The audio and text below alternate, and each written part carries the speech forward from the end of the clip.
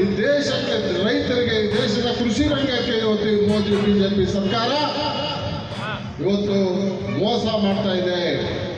ಆದ್ರಿಂದ ನಾವು ಈ ಮೋಸ ಮಾಡಿಸ್ಕೊಳ್ಳಿಕ್ಕೆ ಈ ದೇಶದ ರೈತರಿಲ್ಲ. ಈ ಚರಿತ್ರೆ ಗೊತ್ತಿರಲಿ ಮೋದಿ ಕೇಂದ್ರ ಸರ್ಕಾರಕ್ಕೆ, ರೈತ ವಿರೋಧಿ ಸರ್ಕಾರಗಳಿಗೆ. ಈ ದೇಶದಲ್ಲಿ ರೈತರು ಯಾವತ್ತು ಬೀದಿಗಿಳಿದಿದ್ದಾರೆ, ರೈತರು ಯಾವತ್ತು ಹೋರಾಟ ಮಾಡಿದ್ದಾರೆ.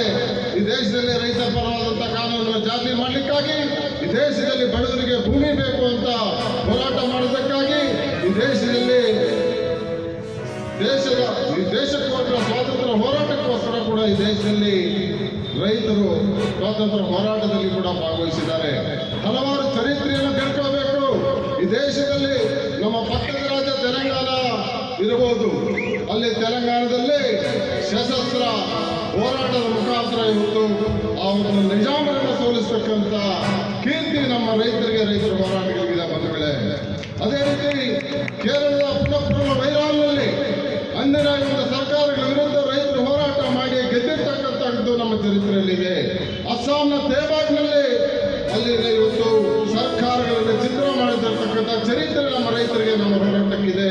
ಅದೇ ರೀತಿ ಪಂಜಾಬ್ನ ವಾರ್ಲಿ ಆಗಿರ್ಬೋದು.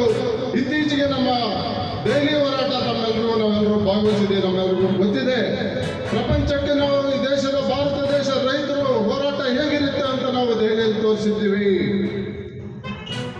11 ತಿಂಗಳ ಕಾಲ ಚಳಿ ಎನ್ನದೆ ಮಳೆ ಎನ್ನದೆ ಈ ಮೋದಿ ಸರ್ಕಾರದ ಫಿರಿಂಗಗಳಿಗೆ ಹೆದರದೆ, ಈ ಮೋದಿ ಸರ್ಕಾರದ ಲಾಠಿಯಡಿ ಹೆದರದೆ, ಈ ಮೋದಿ ಸರ್ಕಾರದ ಗುಂಡಾಕಲ ದೌರ್ಜನ್ಯಕ್ಕೆ ಹೆದರದೆ ನೀವು ರಸ್ತೆ ಕಿತ್ತಾಕಿದ್ರು, ಮುನಿತಂತೆ ಹಾಕಿದ್ರು, ಕೇಸ್ಗಳಾಕಿದ್ರು. ಅಲ್ಲೇ 700 ಜನ ರೈತರು ಕೊನೆಗೆ ಸಾವನ್ನಪ್ಪಿದ್ರು ಸಹ ನಿಮಗೆ ಕ್ಲೀನಿಂಗಾ